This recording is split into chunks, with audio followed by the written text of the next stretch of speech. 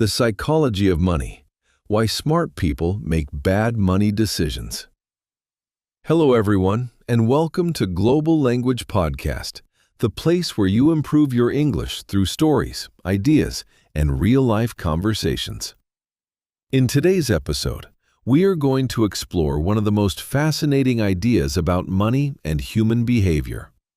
This episode is inspired by the book The Psychology of Money, but instead of simply summarizing the book, we will explore its ideas through a story, real-life examples, questions, and shadowing practice. So relax, listen carefully, and repeat the important sentences with me. Let's begin with a story. Imagine a young man named Daniel. Daniel is intelligent. He studied engineering at university. He understands technology, numbers, and data very well. After graduation, he finds a good job in a large company. His salary is good, and his future looks bright. But something strange happens. Even though Daniel earns good money, he always feels stressed about finances.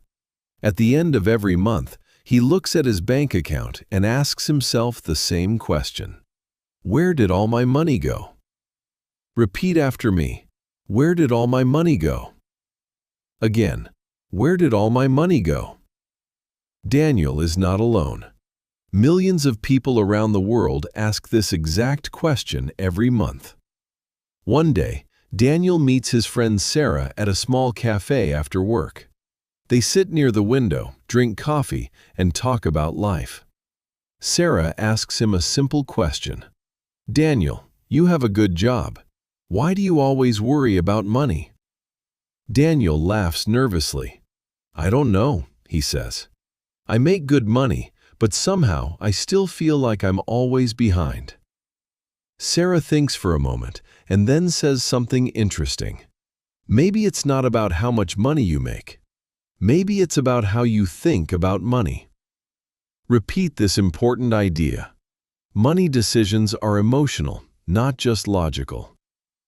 Again, money decisions are emotional, not just logical. This is the central idea behind the psychology of money. Most people believe money decisions are about math, but they are actually about behavior. Let's repeat this sentence. Money is more about behavior than intelligence. Again, money is more about behavior than intelligence. Daniel thinks about Sarah's words. He always believed that smart people automatically make good financial decisions. But if that were true, why do so many successful and intelligent people still struggle with money? Later that evening, Daniel walks home thinking about this question. And here is the first big question for you, the listener. Have you ever bought something and later regretted it? Again, have you ever bought something and later regretted it? Almost everyone has experienced this. Maybe you bought expensive clothes you rarely wear. Maybe you upgraded your phone even though your old one worked perfectly. Maybe you spent money because everyone around you was doing the same thing. This is not about intelligence. This is about psychology. Repeat this important sentence. We often spend money to impress other people. Again, we often spend money to impress other people. The next day at work, Daniel notices something interesting. One of his colleagues arrives with a brand new luxury car. Everyone gathers around the parking lot to admire it. Someone asks, "How much did it cost?" The colleague smiles proudly. It wasn't cheap. Daniel watches the scene carefully. People look impressed. Some look jealous. But suddenly Daniel remembers something he once read. When you buy expensive things to impress people, you often forget something important. Repeat after me. People admire the object, not the person. Again, people admire the object, not the person. This idea surprises Daniel. If someone drives a luxury car, people don't think, "Wow, that person is amazing." Instead, they think, "Wow, I wish I had that car. Let's repeat another powerful sentence. We think money will make people admire us, but often it only makes them want what we have. Again, we think money will make people admire us, but often it only makes them want what we have. That evening, Daniel decides to change something small. Instead of buying things that look impressive, he starts asking himself a different question before spending money. Repeat this question. Do I really need this? Again, do I really need this? Sometimes the answer is yes, but many times the answer is no. This small question slowly begins changing the way Daniel thinks. Now let's practice some real-life questions people ask about money and decisions. Repeat after me. How much does this cost? Again, how much does this cost? Is this worth the price? Again, is this worth the price? Can I afford this right now? Again, can I afford this right now? Do I actually need this? Again, do I actually need this? These questions are simple, but they are powerful. A few weeks later, Daniel meets Sarah again. This time he tells her something surprising. I realized something, he says. Money is not just about earning, it's about habits. Repeat this sentence. Financial success depends on habits. Again, financial success depends on habits.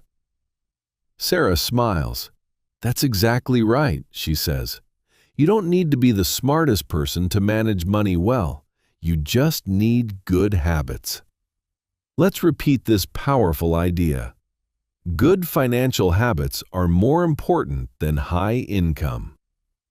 Again, good financial habits are more important than high income. Now I want to ask you a few questions. Think about your answers. What is the most expensive mistake you have ever made? Again, what is the most expensive mistake you have ever made? Have you ever bought something just because other people had it? Again, have you ever bought something just because other people had it? Do you usually plan your spending or do you spend impulsively?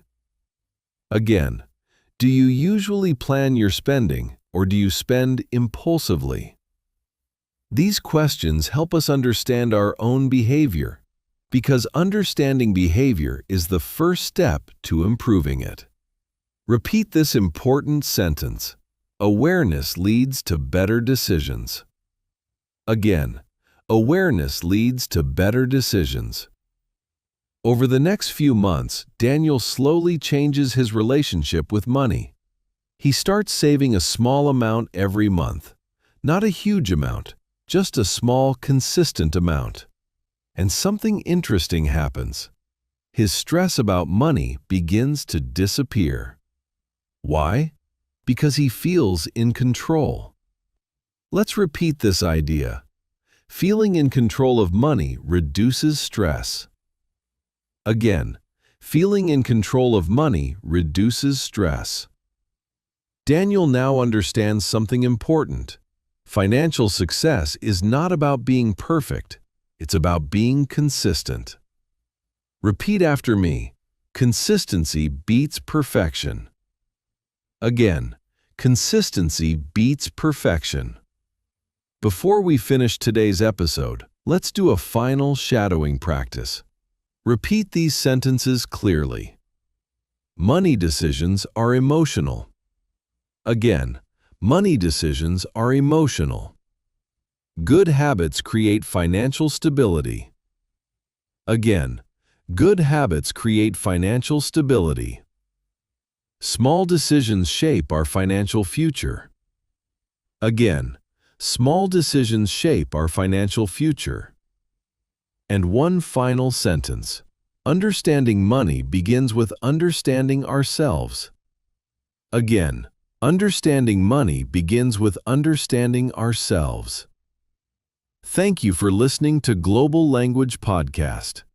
In the next episode, we will explore another powerful idea from the psychology of money: why luck and risk play a bigger role in success than most people think.